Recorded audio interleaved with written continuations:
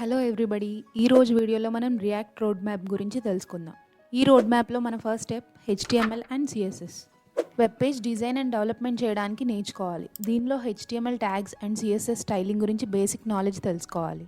Next JavaScript basics like variables, functions, loops etcetera మనం అన్నీ తెలుసుకోవాలి. ESX features, let, constant, arrow functions, ప్రామిసెస్పై మనకి నాలెడ్జ్ ఉండాలి. Next step Node.js and NPM. First మనం Node.js ఇన్స్టాల్ చేసుకోవాలి. NPM యూస్ చేసి ప్యాకేజెస్ ఇన్స్టాల్ చేయడం నేర్చుకోవాలి. అండ్ దెన్ రియాక్ట్ అంటే ఏంటి, ఎందుకు యూస్ చేస్తారో తెలుసుకోవాలి. రియాక్ట్ ప్రాజెక్ట్ని స్టార్ట్ చేయడానికి క్రియేట్ రియాక్ట్ యాప్ లేదా వైట్ యూస్ చేయాలి.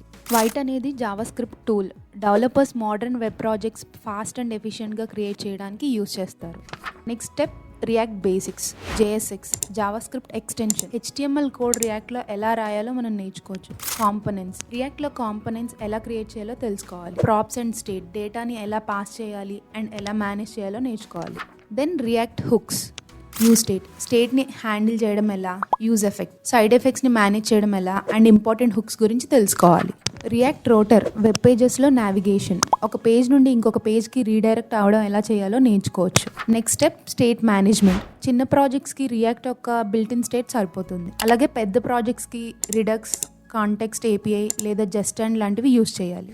Next step APIs and Axios. REST API use చేసి డేటా ఫెచింగ్ చేయొచ్చు. యాక్సియోస్ లేదా ఫెచ్ APIని రియాక్ట్లో యూస్ చేయొచ్చు. And then styling, CSS modules, styled components లేదా టైల్ విండ్ CSS లాంటివి యూస్ చేయొచ్చు. Finally last step building and deployment. ప్రాజెక్ట్ని ప్రొడక్షన్కి రెడీ చేయడం, ప్రోడక్ట్ రెడీ అయ్యాక మార్కెట్లోకి డిప్లాయ్ చేయడం. నెట్లిఫై, వర్సెల్ లేదా గిట్హబ్ పేజెస్పై ప్రాజెక్ట్ని హోస్ట్ చేయాలి. Working and practice. Every aspect complete అయ్యాక చిన్న projects like to do list, క్యాలిక్యులేటర్తో స్టార్ట్ చేసి పెద్ద projects like blogging site, e-commerce website ఇలాంటి ప్రాజెక్ట్స్ మీద వర్క్ చేస్తే రియాక్ట్ మీద మంచి గ్రిప్ వస్తుంది. This is all about React road map. మీ రియాక్ట్ జర్నీ ఫుల్ ఫ్లెడ్జ్డ్గా స్టార్ట్ చేయాలి అనుకుంటే కాంటాక్ట్ Broly Academy.